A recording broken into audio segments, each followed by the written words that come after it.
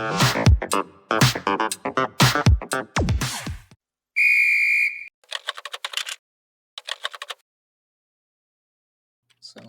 let's go over this match.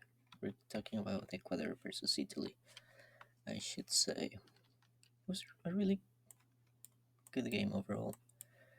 Good test for both teams. It was one of the first times that Ecuador faces Italy, probably after 20 years. So really interesting match.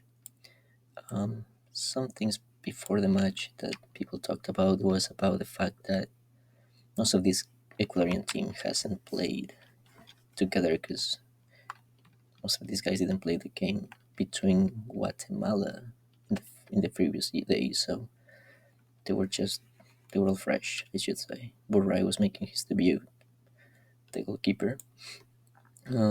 Minda was also making his debut, so a lot of expectations there. He's only 20 years old. On the Italian side, they made a few changes from their Guatemala game. I mean, from the Venezuela game, which they won 2-1.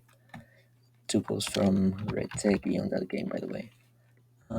So we get into this match. Something to talk about is how Ecuador plays 3-4-3. With this new coach, this is what the Ecuadorian team is doing, which I don't really find it very well so far, but we'll get into it later.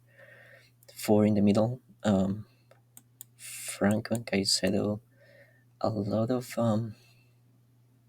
spaces that these guys are not covering. Franco is more of a mixed midfielder, and Caicedo also is a mixed fielder when he plays for Ecuador. In Chelsea, though, he plays as a number 6, and whoever is around plays as on the creative side, but not on the Ecuadorian team. So there's a lot of issues with that. Plata, Plata was supposed to be our false number 9, which he didn't really get into the area. He did a lot of work running all the front, but he didn't get into the area. Very good game though. On the Italian side, they were playing a 3-4-2-1, very solid defense. Varela and Jorginho really had a good game. DiMarco and Villanova better than DiMarco, surprisingly, I thought. Pellegrini, besides the goal, he didn't do much as he always does in other games for Roma. Sanil, a really good game. A lot of deals against Hincapié, so really good test for him. And Raspadori, I like how he fights every ball against these three tall guys. He really did what he could, and that's where we're going to start. Because at the second minute, Franco makes a foul on Raspadori about this area right here. And it was just the second minute. The Ecuadorian team was nervous. So DiMarco is going to take the free kick with Pellegrini waiting for the bounce, which it did happen because the wall was right here. By the time DiMarco shoot, the ball bounced back. And that's when Pellegrini just, with his left, shoot it to goal and he scored. Really nice goal. But that would mean that the game changed completely. From that moment on, the Ecuadorians, they didn't find the ball. They just couldn't keep the ball. They didn't have any creative side. They were a lot of the game, or a lot of the first half. Here on the 3 quarters, they couldn't get to the last third. So it was an interesting fact here. Like I was saying before, Caicedo, he goes higher on the field. Franco also does. So what happens when Raspadori came to this section, or Pellegrini comes in, or Saniolo? Saniolo was more on the outside, but Raspadori, Pancho had to cover. Pacho had to cover this Raspadori, which means that Hincapié and Torres had to cover the middle. But that left a lot of spaces behind Stupinian and Preciado, which Spalletti noticed right away because he's put Saniolo and Villanova there right away. Pellegrini and DiMarco were doing their job on the other side, and in many times during the first half, you found this situation which left the Ecuadorians in panic. They didn't know how to react to that. But I would say overall the first half was really good for the Italians. The Ecuadorians couldn't find a way to solve that issue. On the second half, it was a different game, I should say. Sarmiento, Plata, and Minda. When Minda left, and Paez came in. And another tactical thing that Sanchez did was he took out Franco and he put in Grueso. That was like probably the 60th minute.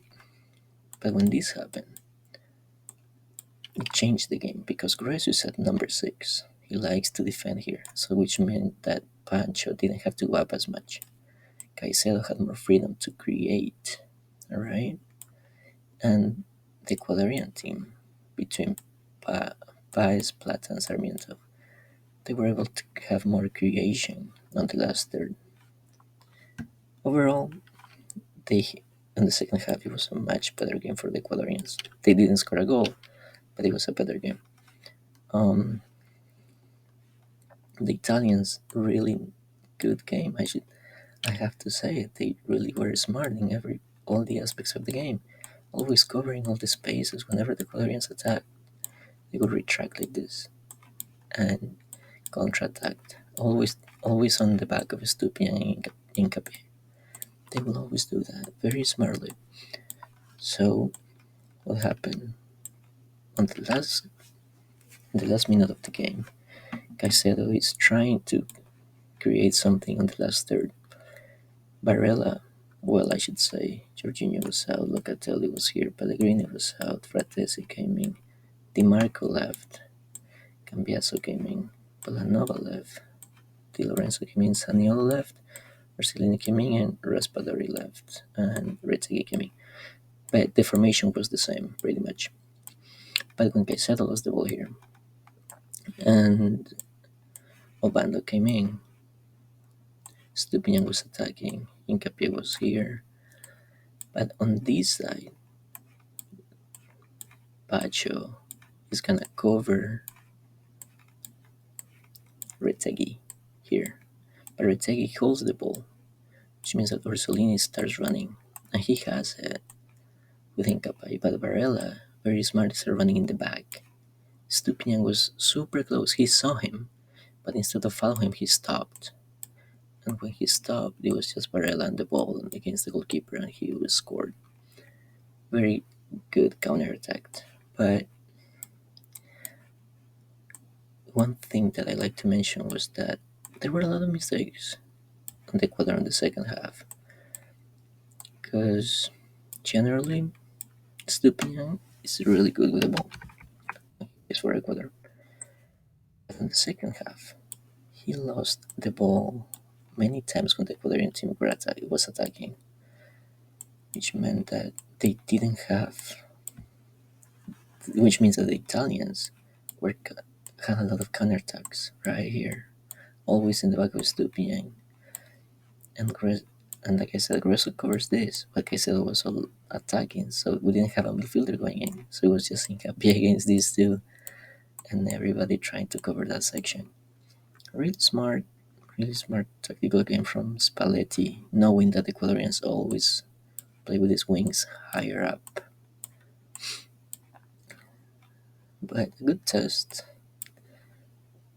Now we'll see what happens later in the Copa America for Ecuador and Italy in the Euros. Thanks for watching.